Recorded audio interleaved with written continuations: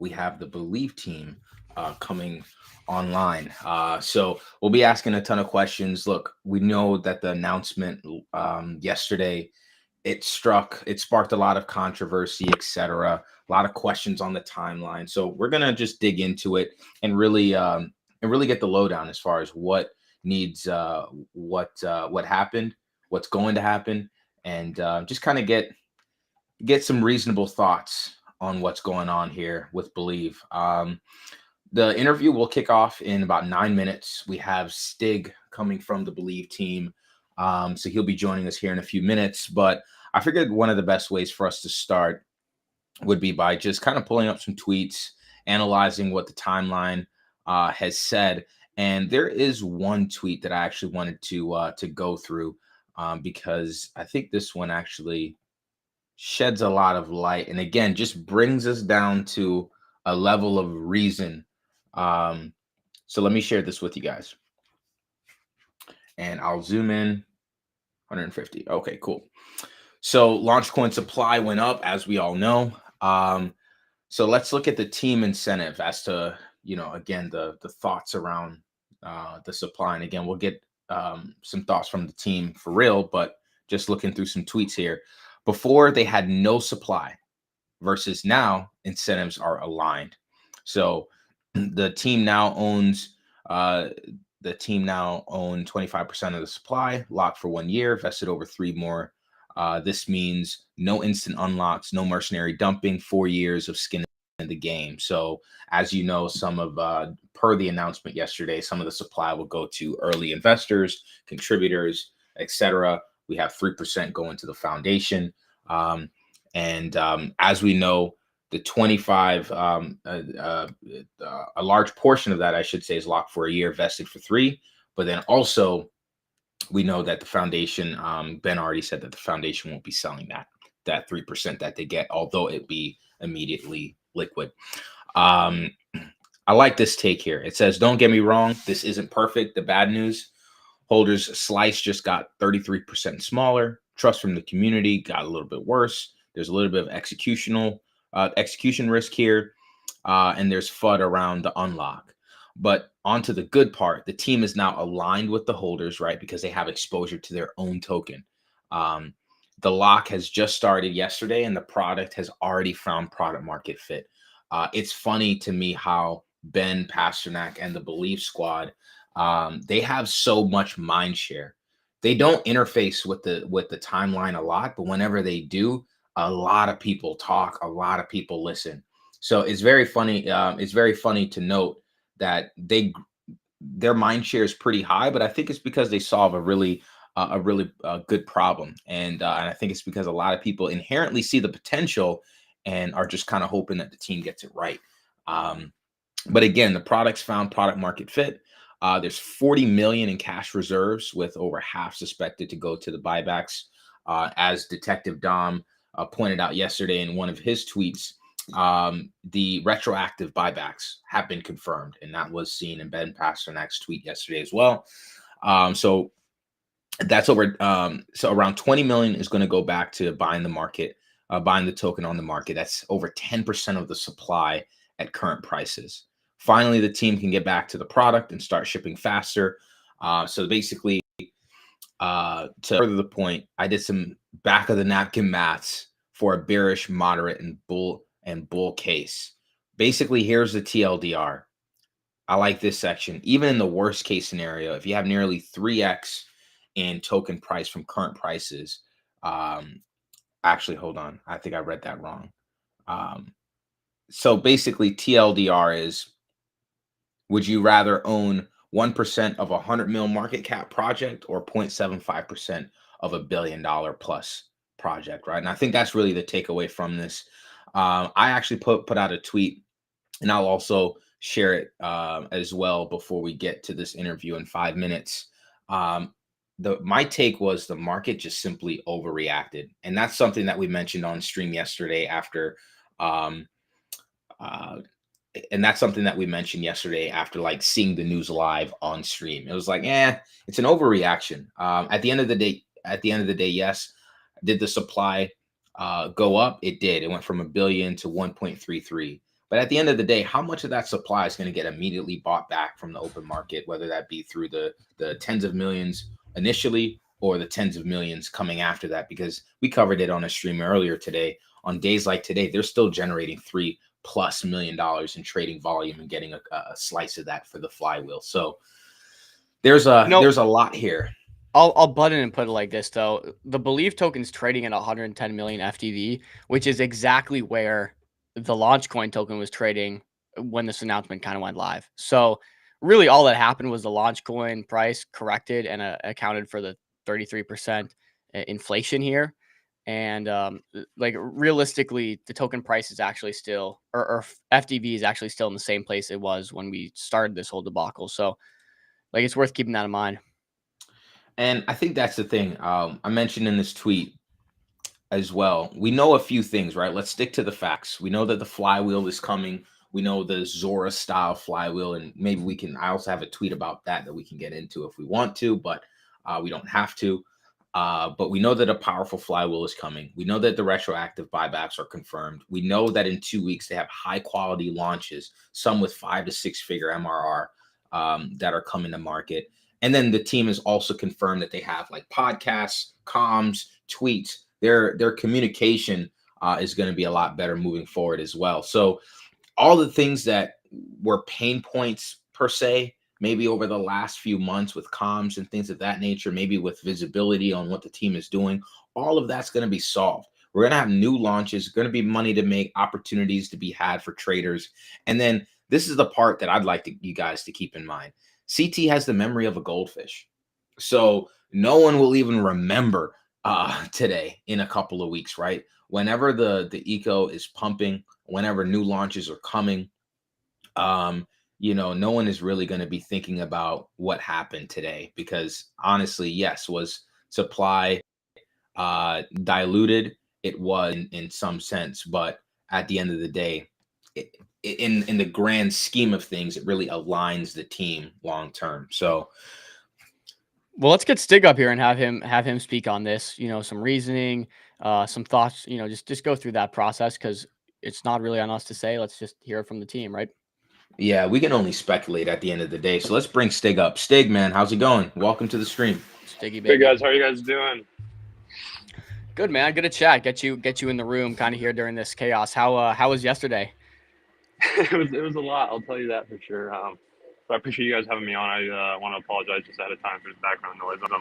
I'm traveling right now, but yeah, no, it was good. At the end of the day, it was needed to be done. It's for the long term growth of the protocol and kind of to build on our further vision. So yeah, obviously the the whole entire timeline was calling us retarded all day, but I think that's just kind of the nature of the game. Anything you do, there's always going to be some negative backlash to it. But yeah, no, I was listening to you guys kind of before I got on, and I'm happy to kind of go into why this decision was ultimately made, and kind of explain the reasoning if that's what you guys are interested in. Yeah, and real quick before you even get into that, I would say like before you guys even pushed live on the tweet, did you guys have any predefined expectations? Did you think it was going to be poorly received? Did you think it was going to be well received? Like was this what you expected? Yeah, in all honesty, I expected this kind of backlash. I mean, in all honesty, like any form of dilution just seems negative. Like everyone thinks the word dilution is negative. In the Web2 world, investing like dilution is actually positive because you're getting more investors and more people are interested in the product that you initially invested in. But crypto and crypto natives and crypto investors never have that happen to them. So this is definitely a first for them. But I do think that this is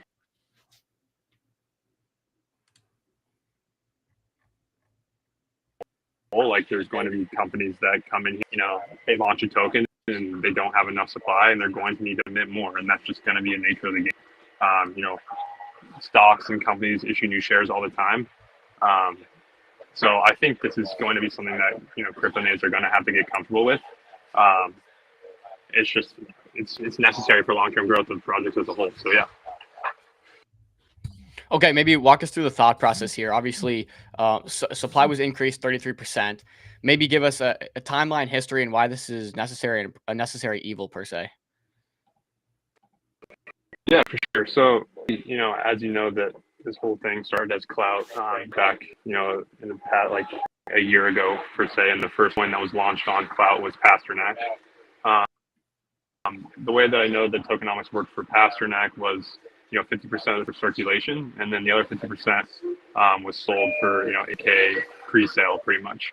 At the time, Ben did not want the team or anyone on the team to buy the token at all. And so when that token initially launched on Cloud, it went to 80 million market cap, obviously further making the difficulty to purchase supply, increase. So that is essentially the beginning of Pasternak. And then from there, when they decided to, launch the Launchpad, they essentially renamed Pasternak to LaunchCoin, which is the coin it was, in the past 6 months. So they're really at no point the team had more than 1%. Now, what was it a mistake that they didn't purchase any when it was sitting at 300,000 to 500,000? Yes, that was a mistake. There's no denying that. But like the initial, process of the coin from Pasternak to LaunchCoin, there was no intent for that coin to be a coin that powers an ecosystem or a token that powers an ecosystem. So this change is very, very much needed. Obviously, the supply allows us to, feel more aligned, use the supply. It's not just for the team as well. And I want to like really reiterate that. Like the supply can be used for many other initiatives as well to like, attract more builders. And at the end of the day, like that's the goal. We're not here to like pump it. Obviously, we want the coin to do well because that's relates to increased participation in the ecosystem. But our main goal is to attract net new deployers that bring quality launches to the platform. So that's what we're set out to do. Is that your main focus going forward? Just net new deployers? I wouldn't say net new deployers. I would say high quality launches that are like non-crypto. That's like kind of the main focus. And, also this kind of allows me to bring up a point of, the retroactive buybacks tweet that you guys talked about, like 20 million is like how much we have in cash around that. I would say, I wouldn't say all of that's going to go to retroactive buybacks. I think a lot of that can be used more efficiently for, attracting, and, doing grant systems, essentially content like to bring better quality non-crypto founders into the space. Like I've been pretty vocal on this topic about, crypto as an industry is like one of the only industries that, traders and investors are put on a higher pedestal than builders. And that's because the quality of builders in crypto is relatively low. Whereas in other industries, they're actually really high and like they're put on a higher pedestal than investors. So like our, main goal is to change that. We want crypto to be a place where founders want to build. And currently as it stands, that's not the case. And so that's what, essentially we're trying to build out. So maybe touch on here. Oh yeah. Go ahead, Dom. Okay, yeah. No, I think we're gonna ask the same question, right? Yeah, probably. Just from a general standpoint, just kind of help to educate those who might not know on alignment. Like, why is it important for just not just Believe, but just any founder to have their exposure to their own token, and you can even like get into why that's important for Believe as well. Yeah, I mean, you got to think of it as kind of like equity per se. You're eventually your goal is to have like a higher valuation of your company, and like a token is the best representation of that. It's a liquid form of that in a sense. I wouldn't want to call it that because there's obviously legal implications. Sorry, just a second. There's going to be a little bit of noise. Yeah, no worries. I think Stig is like mid running through the airport right now. So I'm mid train. All right, I'm back. All good, Stig. Yeah, no, basically, like, when you were trying to bag work, anyone wants to bag work. When you're bag working, in a sense, in DGen language, like when I was running Giga, obviously I had a ton of supply myself that I purchased on the market. And so then I, took up my own liberty to really push Giga to its highest potential because I obviously owned a portion of the project. And so there's aligned incentives there. It's really simple, like that simple. Like you want the team to be able to feel like that their work is going to produce, positive monetary outcomes for them. And it's really simple. That's like on a team basis. Now, in terms of like using supply for other initiatives, listings, et cetera, to get more exposure to the token. You can do grants and airdrops in the future to increase ecosystem participants by doing point programs. I think that's something that's going to be really interesting with us. I don't want to say it's like a basic point program. We're working on like a really cool belief score system, but Yeah, does that really answer your question? Yeah, no, that does. And Dom, I know you had one as well.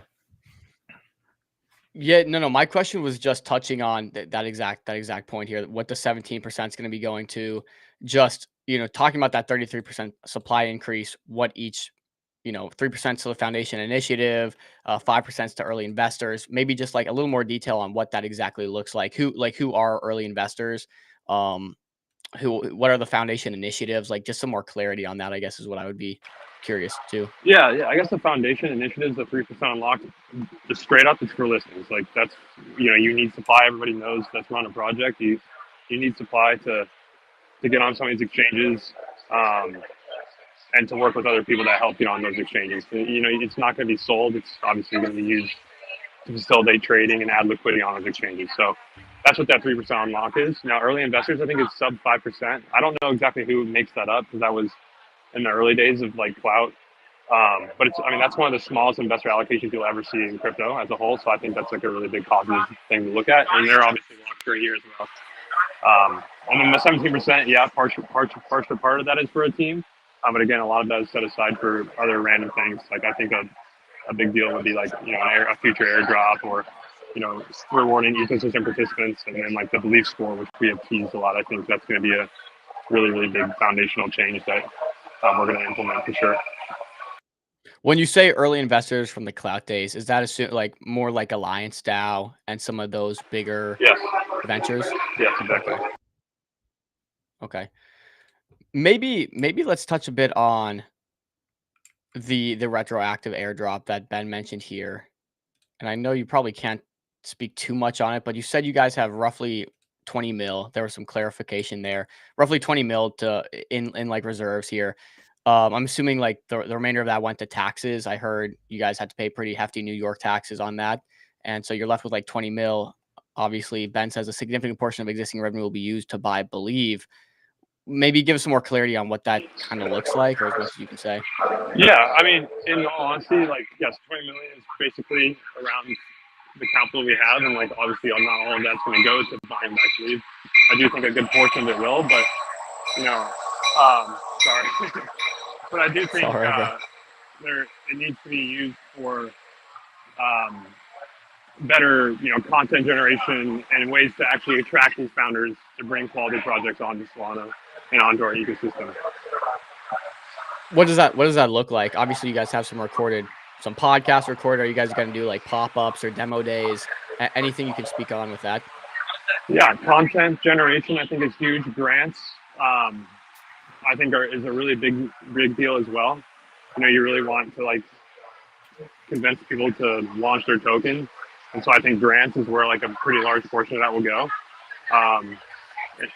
There's many more things to that as well, but yeah, I really think grants and content generation and just overall marketing as a whole, it's like very expensive, and like what we're doing is trying to tap into a huge $15 trillion market, so it's going to take a lot of money to get us there. Sure. So I guess I'm glad that we're bringing this up, because I think one of the pain points over the last few months, at least from what I've seen on the timeline, has been kind of this this lack of communication of like exactly what's being worked on at this point. So give us I know you guys are working on content, but is there any more that you can kind of elaborate on that? Are we talking about weekly updates? Are we doing like a podcast? Who's this podcast going to be with? Or are we bringing on new founders? Is there any more visibility or any more information you can give us on that? Yeah, for sure. So, we're completely changing the entire messaging of our accounts. There's going to be 2 Twitter accounts. So the Believe Foundation account, which will mainly tweet about grants and partnerships with hacker houses. That's another thing I forgot to mention. Like a lot of these hacker houses and YC type programs exist, and like we want to make sure Believe is at the forefront of those. So that's what will mainly be coming from the foundation account. And then from our main account, it's going to be purely like content for founders and creators. Because like if you put yourself in the shoes of like a Web 2 founder right now and you pull up Believe and you look at like the information we tweeted recently, like they're going to be so fucking confused. Like they'll have no idea what's going on. And same with like no one knows what a flywheel is. There's a bunch of this stuff that like really needs to be changed in order to like make crypto not scammy and attractive to be a place and a tool for founders to use as a distribution method and raise capital. So like that's the whole change that we're going on, and like so it's not going to be your normal like very high frequency updates that a lot of crypto degens are expecting, because that's not our audience. Our audience is founders, and then the traders will come, in our opinion. So yeah, that's basically kind of the route that we're going. And Stig, of course, you have MCG to help out with the kind of the other side of that. Yeah, and I think that's I the didn't other. hear you. I didn't hear what you said there. He said you also have MCG on the other side of that. I think that's also something that we kind of wanted to to ask about as well. Like, do you guys plan on doing like streams, more like podcasts with just community contributors who've been kind of talking about ICM? Yes, 100%. Like, one thing, I recently became like an ICM.run mentor. I'm really excited about them and like their, addition to the ICM meta as a whole. And like, I would love to like start working on partnerships with like guys like you as well that really want to push, ICM forward. It's not going to be just Believe that ultimately makes, this meta to say run and come into fruition. It's going to be a lot of us. It's going to be the content guys. It's going to be the incubation guys. It'll be the launchpad team. Like, I think it's really funny that crypto Twitter just gets into this like, oh, launch is better than pump, launch is better than MetaDAO. But like in reality, like this is a massive uplift, and like we're trying to attack something that's been private for many years, and we need to work together and ultimately to make it happen. So yes, there will be a lot more partnerships. I think hopefully we can announce some stuff with ICM.run next week. And then, I'd love to talk to you guys about how we can, maybe get some more of our founders on your show and, talk about the pain points, how we can make things better. Because like at the end of the day, like open communication and working together is how we like ultimately make a huge difference and bring crypto mainstream. Because again, as we all know, crypto is still fucking lame as hell. And like that just needs to change if we want to take it to the next step. Yeah. And that's I think that's an important point as well. You guys are working on kind of higher level, right? Appealing to Web2 founders, and you have to kind of do that in a very tasteful way. And obviously, the way you present yourselves on the timeline through what you cover on Twitter, whether it be through the foundation or the Believe app account, like you have to still be tasteful, right? So it can't just be these kind of like degen friendly updates all the time that kind of cater. But I think I'm glad that you said you're kind of looking to kind of put your roots into the community a little bit, because you have streams like ours that are a little bit more degen friendly, and what we do is kind of translate the high level technical messaging that a lot of these founders have, and just kind of be able to distill it in a way that an audience can understand. So I'm glad that you guys are like being really thoughtful about that. Because I think it'll be really, really good for not only the ecosystem and community, but just also it'll be good just for your image and just how you come across on the timeline. I think it'll help to spread the message a lot as well. Yeah. I mean, there's no doubt that our image has been, it's not good amongst crypto, and like that's just something that will take a little bit longer to fix. And yesterday, obviously, did not help there as well either. But I hope people over time will see that this was all non-malicious, and like a lot of people just automatically jump to the gun and think that what we're doing is extracting and scanning. But we really are trying to be here for long term, and like hope the 4-year lock also explains that. Like this is going to be a very big undertaking, and so we're going to be here with you guys and build alongside everybody, because this is going to be a group effort for sure. So yeah. I want to touch on the migration period. There seems to be some confusion and some heat on that. But before I get there, the tone you've been giving us seems like you're very geared towards ICM. I know myself included, there was a few people that were kind of concerned you were straying away from that and going towards this creator capital, or like these belief coins is like what you're calling them these days, and getting into that meme coin area. Would you say your focus is still generally on ICM, or are you guys exploring other things? What does that look like? Yeah, in all honesty, I think definitely right now the ICM is a major focus. There's a product market fit there. there's a reason for these coins to launch. Like the founders can use the capital to further develop their product. With that being said, I don't want to like completely cut off like the creator capital market side, even though I hate that term. I think creator coins can encompass both founders and online creators. I really want to like use George as an example. I don't know if you remember George, that one project. They ended up migrating to Bonk, sadly, but they essentially made a project to raise money to build like the biggest monument in the United States. Like that is super sick. That's not ICM at all. That's like a random project that people can back, and like stuff like that I think will pop up more and more. You just have to get unique with it. Like today I actually spoke with Anthony Weiner, who's like a politician, and where he's going out trying to speak with a couple other politicians and figure out ways that they can use crypto to like raise money for not only their campaigns but for different causes that they're running for. And I really think like those are the right angles for creator capital markets. Do I think Sally Smith, that's trying to become like a Instagram baddie, should launch a coin? Hell no, that makes no fucking sense. But like again, like some guy that was trying to actually push a cause and wants to be the face of it, that makes sense to me. I do think that's going to take longer to play out, and like right now ICM is like the clear answer. But I don't want to like close that door, because I think that door eventually will be big. I mean, the creator economy is like a $350 billion economy. It's a huge fucking market, and like no one's been able to tap into it correctly. So we just want to make sure that we're positioned to hopefully capture that and also kill ICM at the same time.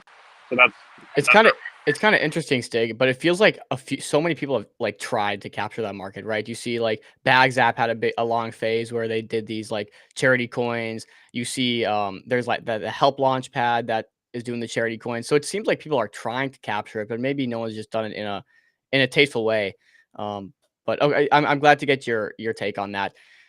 I'll gear us back towards the announcement you guys made. There's this migration period right here in this tweet. Ben says there's a 4-week upgrade to Believe. It'll extend if necessary. And then those who don't migrate over, I think their tokens are going to be burnt. There was obviously a lot of backlash on that. Just give your general thoughts, takes, and we can start going from there. Yeah, I mean, again, I think it's so funny that people fixated on that. Like, yeah, we obviously put a deadline to like get people to move faster, because like here's the thing: so the longer that we have the migration open, like the more it stifles price action.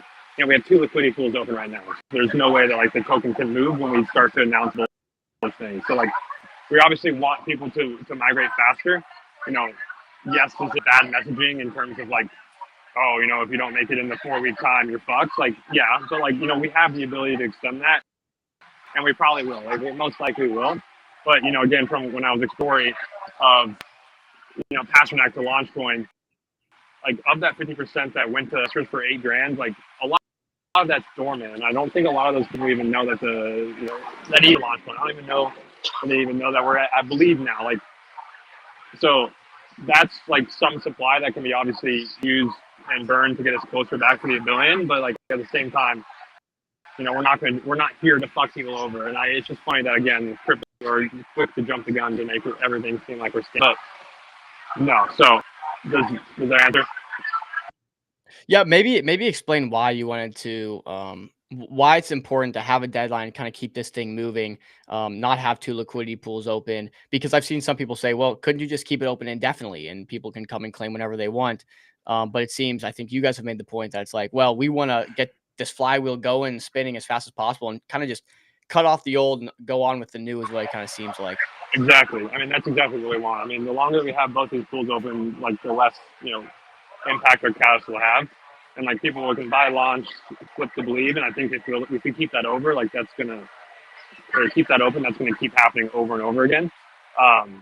So yeah, I mean that's basically the short answer, and the main answer to it is we want to just get rid of LaunchCoin and move on to Believe. There's gonna be confusion too. Like even though we had multiple tweets yesterday, I had so many people blowing up my phone saying, well then which coin do I buy? Which is hilarious because you'll read the damn tweet. it says buy Believe. Believe is our new token. So it's like, it will really help us, allow us to completely focus on building a product, focusing on building on an ecosystem, and attracting new high quality launches. And the longer that we have LaunchCoin open, like the less we can focus on that. Okay. And once this migration is done, that's when the flywheel's set to kick in. And I guess when you say flywheel too, obviously we all understand a flywheel is useless without meaningful launches and things to kind of, back it up. Just tell us, so flywheel is going live as soon as the migration's done, and is that going to be paired with a few other announcements, updates, or? Yeah, I mean, I think, sorry, it's going to get really loud here, but I think once the flywheel, or once like the migration ends and the flywheel is active, there's going to be a ton of cool updates. Like there's going to be a lot of really cool launches that we've obviously withheld because we think obviously if the ecosystem is doing well and the ecosystem token is doing well, the coin will do well, do as well too. I keep saying well, but yeah, I mean, there's going to be tons of updates that we release post flywheel again, and the reason why we're withholding a lot of them is simply because there's 2 coins out right now. It splits liquidity and doesn't allow them to have a massive impact. But yeah, there's plenty of really cool things coming. A lot of product updates. I think we'll have one of the best apps in all of crypto. That's like one of Ben's bread and butters is product and onboarding. So yeah, I'm really excited. It's just going to be a really jam-packed month post migration. So tell me about the app, because I think as a lot of crypto natives, we don't use like mobile apps, right? We're trading via terminals, Axiom, Photon, whatever it might be, maybe even Jupiter, or just Phantom raw swapping, like whatever it is. Clearly you would have an app to onboard a much more like retail side of people. Can you just give us the thought process behind putting all this time and effort towards building a mobile app and what you kind of expect that to open up? Yeah, I mean, think about it. Like, I want you to like go through the process like in your head of like trying to get like your mom per se to buy Believe, like, and then follow along with the updates. They have to 1, make a Coinbase. 2, they have to download Phantom. 3, they have to make a Twitter, and 4, they have to make a Telegram. Like, that's fucking insane. It's extremely fragmented. And like what Believe app does is it allows it to go into one place. Like one of the features that we're releasing, I'm really excited about, is like a really cool chat feature. Like that's where creators can then interact with their community directly through Believe app versus having to go through Telegram or Discord or Twitter. So what the app does is just makes the whole thing super simple. And like we're also working with Awaken Tax. We're working with some legal companies to literally allow a founder to think about legal, think about tax, think about their community, manage their treasury all in one place. We're like very much simplifying it. Like one thing that I think crypto gets really used to doing is making things super, super complicated. And, when I started, helping Ben working at Believe, like he truly simple pilled me. Like everything needs to be stupid simple. And, that's what we're starting to do with the app. Is just make the whole process of like launching coins, managing your community, managing treasury, just extremely stupid simple. So you mentioned that you had you're going to give founders access to like everything in one place. Like that would like include a treasury and launching a token and all of that. Did I get that correct? Yeah, the whole idea is like you can see how much fees you make. You can literally manage your community members, talk to your highest holders, know who they are, and like interact with them all in one place. But yes. And that will be through the Believe app. Correct. Okay. And we got a really good question here from Rambo. Is there a focus on desktop on the desktop platform with cold wallet integration? Any thoughts on that? Yeah, there definitely will be a desktop version built out, but as everything's mobile focused, I think mobile is going to be our number one priority. But there will be desktop as well, as I do think that's important for founders that are obviously working on their computer all day. So, I'm maybe a little confused about the cold wallet integration. Like, is he talking about just being able to connect your ledger to your ledger? Oh yeah, there definitely will be that. Yeah. So as for this new liquidity pool you guys have, is it same fees Believe offers all the ecosystem 2 in, 2 out tax? Yes, it's going to be the same exact tax scheme for eco tokens. Yep. So I think one thing people are failing to highlight is that Believe token, which was on a Radium pool before this, now it's on the Meteor pool, was earning virtually no fees, right? Correct. I mean, and that is also another reason that I didn't mention earlier. Is yes, the new Believe token actually does have a fee, and so obviously the longer we keep the migration open, people can just buy, launch, and flip the Believe. So like we don't really want that And yeah. One thing I keep getting asked is projects wanting to migrate to Believe, right? Obviously, it's clear the direction we're headed in with ICM. Believe's kind of right now the leader. We see competition coming, but people want to migrate to Believe. Anyone that's building a serious project has kind of showed interest in that. Is this migration going to be open soon? Can we expect that for the public, or like projects coming from Radium or Pump Fun onto Believe? Yes, I think that's going to be a really interesting part. I've actually, wanted to kind of focus on that for a little bit, but obviously there's a ton of other ways to work here. But yeah, I really do want it to be kind of like a transfer portal for college athletes. Like if you don't think that this our ecosystem is meant for you, then hopefully you can move to another one that you think supports you better. And yeah, I think we would love to essentially welcome projects that don't feel like that their ecosystems are supporting them. So yeah, it is quite expensive, but because you have to think about it, we have to open up 2 pools, and the amount of liquidity in their pool on, let's just say, Pump has to be replicated so you can do like a 1-to-1 transfer. So I think we're open to sponsoring specific projects and putting up that money to get them to transfer over as well. But I want to also be clear that we're not paying projects to move over. That is something that we won't do. That'll lead down the wrong path. But open to doing it, and yeah, we're happy to bring them on board. Can I kind of run this back? We're on the migration feature. You mentioned George. You thought it was cool down that creator capital conversation, creator coin, excuse me. They're building the George Washington Monument. They're getting funding for it. They actually migrated off Believe. Did you guys ever do any reflection and just like figure out why they chose to leave Believe? Because I mean, they were getting good fees. They launched with you guys. Just curious. Yeah, I mean, simply money talks, man. Like at the time, Believe was getting shitted on constantly. I think that was just one of those peak FUD moments for us. Bonk was obviously doing really well, and Bonk offered them money, and they accepted the money and moved over. I mean, at the same time, the George guy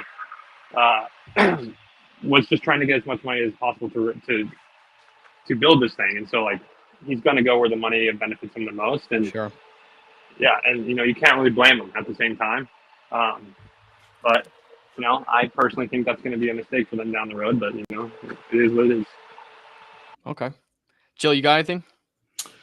I think you took my question on the migration. I mean, any I don't know if you can even tell us a timeline on migration, but is that like a part of what you guys want to introduce as you roll out with the flywheel? So you mean like a timeline on all these different things? That someone can migrate to Believe rather than the migration from Believe or LAUNCHCOIN to Believe. Oh yeah, in all honesty, anyone can migrate to Believe at this moment. Like we have the tool able to be used. It's just we have to white glove it right now since it's a very new tool. So it has to be one that is willing to go through the whole process with us, and put up a little bit of money to do it, and then we obviously would match and everything like that. So. Yeah, sometimes it'll make sense for teams, and other teams it won't make sense. Right now, in its element, but if we have a team migrate anytime to Believe, we just have to obviously be aligned with them. Got it. Sounds good. We gotta. So I want to ask about perps, but before we get to that, good question by Rambo. Another one. When will the mint auth be revoked on Believe, and if not, why? I think that's like showing up on deck screener, so I guess some people just want an explanation for that. Yeah, I mean, this is a really interesting element that it's. Do I think it should be on? Like, no. It doesn't, like, we have no plans to ever mint tokens ever. It is a door that when you close, it's closed forever. Again, if we do plan on being a company that's here for the 15 years and like really, make a massive dent in the $15 trillion industry, like it's going to be, that's an angle that you don't want to close that door if you need it down the road. But I know that's a very sus thing, and people are probably going to twist my words and be like, oh, you guys are going to mint more. But no, that's like not the case at all. It's just, I think it's smart to keep all options open and on the table. But once you close that door, you can never open that door again. We already we can't relaunch another token. So, yeah, that's a basic. I do think we'll end up closing it in all honesty, just because it does like look really bad on screeners and all that sort of thing. So, But yeah, again, we're really trying to think super long term here, and that's just something that you want to maybe keep on the table. But yeah. So let me kind of zero in on that and just spend some time on it because again, I don't want anyone to, just like as you said, twist your words or anything like that. But if you guys have a reason to, let's say, keep this on, which would mean you'd need more supply for something else. Um, would you guys want to, instead of, or is it an option to, instead of keeping it open, just kind of locking some of the supply that you buy back, instead of just burning it and throwing that supply away, maybe locking it up somewhere, so maybe if you need it for more ecosystem initiatives or whatever, is that an option for you guys? Yeah, no, I think that's the option we are going to go. A lot of if right now, if I could just make the decision, obviously there's a couple of people that need to make the final decision. If I could personally make the decision, it would be turn off Mint Authority, and then all the tokens that we buy, we lock for a year on the buy date. So if we're doing daily buybacks on the flywheel, whatever tokens we buy that day, those will be locked for an entire year. Because I think burning tokens and burning crypto in general is a really stupid precedent that a lot of companies have set. Because that's just literally just pissing away money that can be used for future rewards, other initiatives. So, yeah, that's Well, on that note, we're seeing that yes, and we equity will be locking. We're never going to be. Sorry. on that note, we're seeing the equity discussion start to swirl around. No, sorry, you cut out, so I just I started talking, but I guess you hadn't finished your thought there. But on that note, we see the equity discussion swirl around quite a bit right now. Obviously, burning your tokens, if you ever do move towards an equity model in the future, you're going to lose out on valuable equity. Is that something, I mean, internally, you guys must have discussed this at some capacity, but is that something you're keeping eyes on, keeping tabs on, or do you think an equity model is something you'd ever be interested in for Believe I think it's definitely for the explorable. ecosystem? I think it's definitely explorable. But I really when I was really going down the ICM hole, rabbit hole, um, I was obsessed with equity and making tokens equity. But it really does not make sense for startups and these smaller companies to be the pioneers here. Now, if there is this crazy good framework that comes out, yes, I think it can be applied to Believe, and that's something that we would definitely discuss down the road. There isn't a clear framework, and there's really no point of trying to be the first mover here because there is no pros of being the first mover in a legal framework. Because once there's a legal framework established, everybody can just copy it. So that's kind of what we're really waiting for, is better just legal, again, clarity on the whole situation. I do think it's going to be massive. You see Larry Fink talking on CNBC every morning, that everything's going to be tokenized, and equity for startups and equity for companies are going to be tokenized and liquid and tradable, and that's going to be really cool when it happens. But again, we don't think that our ecosystem, we don't want to advise our eco tokens to do that and then shoot themselves in the foot. Rather wait, have the clear, proper, legal framework to do so, and then have them apply it to themselves. Got you. I'm thinking about, you said you have a crazy treasury. Ben's talked about, he's highlighted it now, and it seems like you're very excited to do some sort of very significant portion of revenue going back to buybacks. When you talk about that treasury, is there going to be a good portion of it dedicated towards, you said there's going to be builder funds, but just handpicking, kind of incubating and finding quality projects and just helping funding them a lot more? Is that something you're interested in? Yeah. Sorry, you cut out. You said hand picking, and then I lost you. Yeah, you're all good. No, I guess the question more generally is just, you're going to have this war chest. You've mentioned a good portion of it is not just going to go to buybacks, but also, building out this ecosystem. What does that look like in terms of handpicking or finding and selecting high quality founders to come and launch with you guys? Yeah, I think that really starts with from the ground up, with building these connections with hacker houses, YC type companies, and really starting to just be on the ground level of these early stage founders, and pretty much act as a VC per se. You have to be in those same rooms. We're not going to be directly as hands on as an incubator per se. That's something that ICM.Run is leading, and we really think that they will ultimately be really pioneering in that. But yeah, I mean, basically just starting to get our name out there and have that be known, or have it be known that we're a tool for distribution and capital raising. And like, as you know, like the massive AI boom is just creating a massive app and an application boom as well. And all those guys are chronically online, and we think a lot of them will stumble across Believe and choose using Believe as the way to get attention and raise capital versus going the traditional route. That's what we're going to be set up for. You see this concept start to bubble up quite a bit. There are a few projects on Believe that are using trading fees to grow, like almost create an on-chain fund with different strategies like DLLMing, like trading foreign exchange, like trading on-chain news events.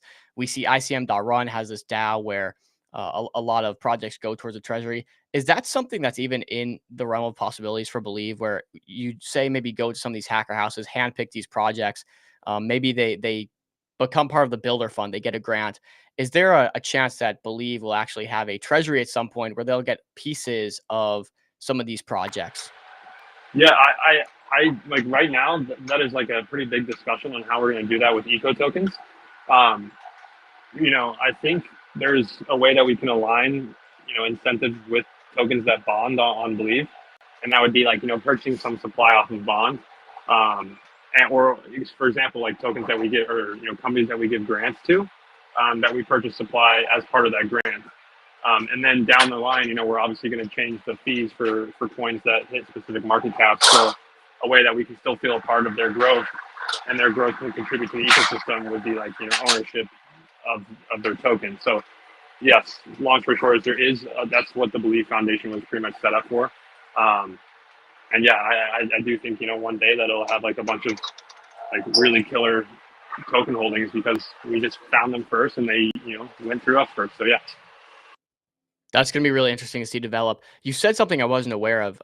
You said there's going to be like a fee reduction once projects get over a certain market cap, and you want to align their growth still with Believe. This is news to me. I'm not sure if it's been announced, but what does that look like? So as projects move up in market cap, you kind of reduce fees to allow them to keep more. Yeah, I mean, you got to think if you're a project that hits 50 to 100 million, like PMX, Polycool, like all like, and some of these other ones, like it, you're doing all the work, and so it just doesn't make sense for us to be taking like a large 30% of your fees. So Meteor is working on it. I think Comp has introduced it already, but it's like fee reduction by market cap. I think we're going to have our own spin on it.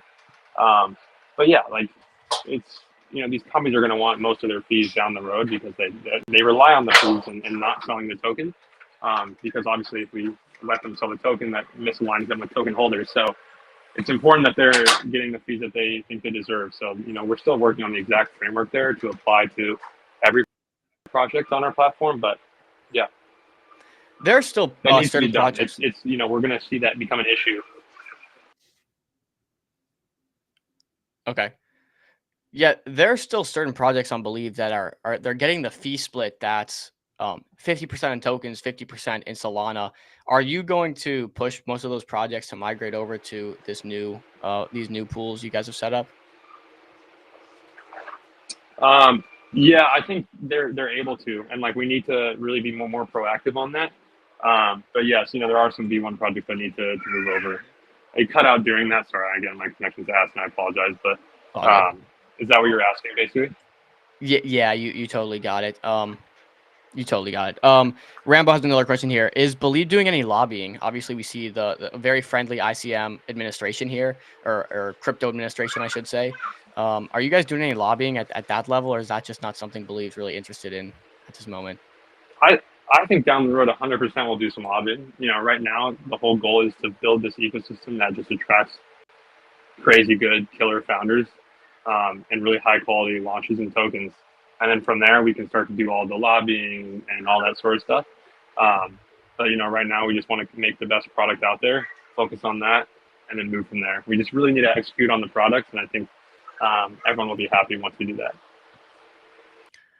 I was listening to a Spaces last night. I forget who it was from, but they made a great point in saying, if Believe just focused on becoming a platform that makes it super easy for people to launch projects, and maybe you guys have some like a legal team that takes care of some of their legals, takes care of their taxes, kind of just takes care of a lot of the sticky stuff that keeps people from launching projects and keeps people from making startups. Like that would be a really valuable moat for Believe to kind of handle that legal work and back end stuff that these startups have to go through. Is that kind of something you guys are working towards or see as a future for Believe, where you can really draw people in based off that, those features you guys could offer?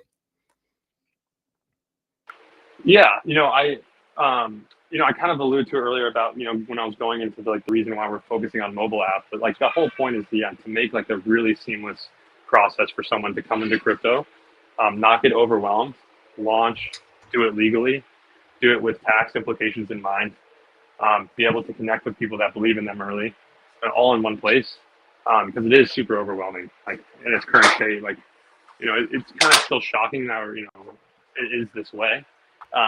Because that's always been like, oh, we're trying to onboard retail, but no one's really cracked it. And I think, our mobile app and the ecosystem and the cycle that a founder would go through is like our biggest focus. That's what Ben's mainly focusing on now is the onboarding process. And like, once we nail that, like, I truly think that we're going to be the actual product that, really does onboard the masses properly. Everyone likes to say that. It's been said since 2015, 2017. But, you really have to just go from the ground up and really focus on the simplistic factors. I think that's, again, very ignored, and everyone still likes to make things extremely complicated. It's still crazy complicated, and the closest company to do it was Moonshot. And obviously they're doing meme coins, and I love Moonshot. The Moonshot team's awesome, and like what they build is sick, and they're the closest to actually truly onboarding retail. So yeah, I hope that answers. Yeah, you smashed it. I think most of my questions kind of got answered there. I'm not sure, Chill, if you got any closing remarks or if anyone in the chat has anything. Just one more. I've been seeing this sort of concept around like holders and holder incentives. Is there anything that you can tell us around, the platform mechanics around that, and how holders can be how holders could potentially be rewarded? Yeah, so this is what I'm actually like really excited about, and I've been focusing on kind of building it. Is we're doing the Believe score, which I really want to pretty much mirror a credit score. A credit score, as you know, allows you to borrow funds, stay in nicer places, apartment wise, and that's based off of your habits from paying down debt. I think we want to apply very similar to a Believe score. So based on how you hold. Do you actually believe in projects? Do you spend time thinking, hey, I'm going to put money into this, expecting for it to be a longer term investment? A lot of, crypto today, Axiom, Fortnite guys are literally trading anything that pops up. Like, I can't believe some of the shit that people will buy, but, it is what it is. And so, like, with the Belief score, we really want to essentially, create like a weighted average hold time. And based on that, it'll give you, kind of a tier, and based on that tier, you'll get access to, higher end launches that are like Dutch auction launches. You'll get maybe fee reductions, bigger airdrops. We're thinking about doing stuff for like protocol tokens can, airdrop to different tiers. Like there's a whole bunch of stuff you can give those people. And like, that's what we're really excited about. So it's not just your normal point system. It's really like a credit score, but for how much you believe in projects. So, I really hope that we introduce this. It's going to make holders and traders like really stop and take one more second to think, like, am I actually going to believe in this project? Do I really believe in their long-term trajectory? Because if I don't, then it's going to negatively impact my score. And, so that's kind of the incentives that, I think we're thinking about. That's alpha. That's awesome. Let's touch on the Dutch auction. Excuse me, geez Louise. Obviously, people think dynamic bonding curves are not the right way to launch. Some of these higher quality projects are pre-existing businesses. What's that conversation look like on the Believe end for Dutch auctions or flat raises? What does that conversation look like? Yeah, so Dutch auctions, I think, is actually in our top two priorities to add to sort of the technology that we offer. We think Dutch auctions actually are better for different reasons, and for more professional companies that are actually looking for a target raise amount. MetaDAO is currently doing it, but like these companies are raising millions of dollars. And yeah, on the one hand, that's great, but on the second hand, they don't have any function for that $1 million. And like, in theory, some of these projects can just run away. So like, we're really trying to think really deeply on how to implement Dutch auctions. And like one way is, basically starting out like, hey, if you want to do a Dutch auction route, like the max you can raise is 100K. And then, down the road, if they're still building and like, they get verified by us and like they go through this rigorous, application process, then they're able to unlock raising 500K. And then it just like goes down further and further. And I think Dutch auctions are kind of like the core foundational technology that's right. But there just needs to be a couple more changes around it to really make sure that it's the proper use for a lot of these things. Because yes, they are ultimately like bonding curves are not the best route for most people, but they are for very early projects. But for like a company that's somewhat mature, Dutch auctions are the better way to go. Sweet. I think we got a ton of alpha here. We kind of squeezed some out of you. Maybe obviously for the critics here on the timeline, a lot of people still left unhappy. Give some closing remarks. What are you guys excited for? I believe it seems like everyone's kind of fired up on your end. So what are you most excited for? Closing remarks, and what can we expect in the next two to 4 weeks here as we migrate? Yeah, no, I really want everyone to just look at Believe very differently than any other crypto project they've invested in, and really try to form a long view here. Like what we're undertaking is a very difficult, task. We're really trying to change the perception of crypto, one, two, and take founders out of a very broken, high performing legacy, system, which is, private investing, and bring them to something that ultimately is pretty terrifying. And like, you get called retarded all the time, you get yelled at. Like we are trying to bring those people in, and that's like a very hard undertaking to do. And so like, you really just need to be prepared for like going down, up and down these turbulent times, because like there's going to be areas where it doesn't work, and there's going to be areas where it works really great, and we're just kind of experimenting together. And like at the end of the day, I truly believe that we're set up to be the main place for these founders to come, but it's not going to be done right in the first go. And I think that's really important to understand. This is a very long game here, and I'm going to keep reiterating how long term it is, because it is like it's going to take a very long time for this to play out. Like crypto needs to be fundamentally wise. We need the holders and traders to not be crazy and DM people that they're going to kill them and stuff. Like there's a lot of foundational core issues that need to be fixed, and I think just people need to understand that. But in the next 2 to 4 weeks, a lot of like really cool technological changes, a lot of app changes, a lot of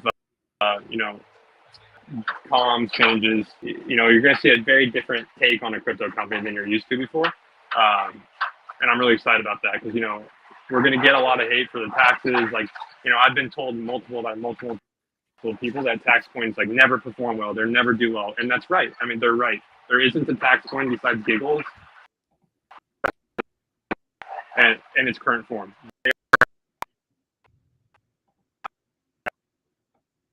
Like how are the taxes are used, and who's utilizing them together. I think you can really make something really powerful. And so that's. Can you give us that last thought again? You kind of just cut out. Could you give us that last thought again about the taxes? Yeah. Tax coins, historically have done terribly, and traders don't like to trade tax coins. Like, and that makes sense. But I think it's not just because the tax coins don't work. I think it's because how the taxes were used, and how the people that were behind the taxes were seen. And so like, I think there's a combination of, you have to change like psychological and foundational and fundamental behaviors with, technological changes and advancements. So that, that's kind of the one thing I wanted to bring up as well. Yeah, I would have to agree there, dude. People are perfectly fine paying 1% in out taxes to Axiom and Photon when they're trading on their terminals. They don't bat an eye at it. So like, just I don't think the taxes are honestly that serious of an issue. I agree. But no, I'm extremely, I guess in the last putting around, I'm extremely excited. I've never been more excited about a project in my entire life. The team is very dedicated. Now that this migration's over, that dark cloud is gone, we're focused, we're ready to attack and really develop one of the best protocols you'll ever see in crypto, in my opinion. So yeah. Okay, we got another question here from Crypto Cuba. He said, "Are you maybe considering using Believe the way virtuals use the token as a way to get into showcase projects at early stages?" I'm assuming you know how the virtuals bonding mechanism works. Any Thoughts there? Yeah, I don't think it should be used for project coins or startup coins. Maybe creator coins and maybe some of these belief coins. Because obviously in times of volatility, on the upside they're great, and on the downside they're even worse. Um, so I definitely think it's something that we'll explore for both belief coins and like the creator side of things. Because I do think it adds a little bit more volatility, which is just gets more people excited about the coins and brings attention as well. But for project coins and more serious coins that are trying to build for long term, it doesn't make sense. It opens up like doors for them to blame us, which they already do. But like you see what I'm saying? It adds further to that. Got it. Copy. Stig, I think that does it, dude. So we appreciate you coming on, clearing some stuff up. I think anyone who's serious about Believe or interested, I think maybe got a lot of information and clearance there. So we appreciate that. Yeah, man. Happy to hop on anytime with you guys. It was great chatting with you. I know this one was filled with a lot of distractions, and I was certainly distracted, so I apologize for not bringing it all. But had a great time, and look forward to working with you guys further on building this whole ecosystem out. It'll be fun. Let's do it, man. Well, Sounds yeah, good, man. We got 2 to 4 weeks till we get some big Believe updates, so maybe we'll have you back on then to hopefully explain in a better sentiment what's going on there. Yeah, there'll be some different changes before then. I know that for sure. But the whole like big changes will definitely be at the end of migration. But there's going to be some cool things in between. So excited to share those with you too. Capiche. Absolutely, man. Absolutely. Hey, look, appreciate you coming through and dropping the alpha, man. That's if there's any updates you want to drop while you're on stream, or if you want us to make a spot for you, man, let us know. Say something that would make Ben angry. I probably already have, so it's all good. Awesome, man. Hey, look, boys, we'll respect your time. We're running at an hour. Appreciate you coming through, man. Talk soon. See you, Stig. There was some alpha there, Chill. I think like there was a lot of stuff that had not been confirmed prior to that call. So what was there was one that wasn't confirmed that you touched on. Was that the market cap, the fees going down? Was that the one that you were like, I never heard of that one before? Yeah, he had never mentioned, or I hadn't seen anyone from the team mention that. Basically, as market, it's what Pump Fund does for their creator coins, right? As market cap goes up, fees go down. So it kind of makes sense because you get more volume at a higher market cap typically. So the fees will be much their accrual will happen much faster. So let's say you have a token that's at 10 million market cap, 10 million below might be 2% in, 2% out.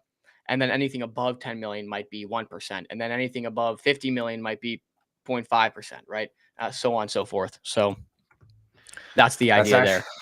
That's actually kind of crazy.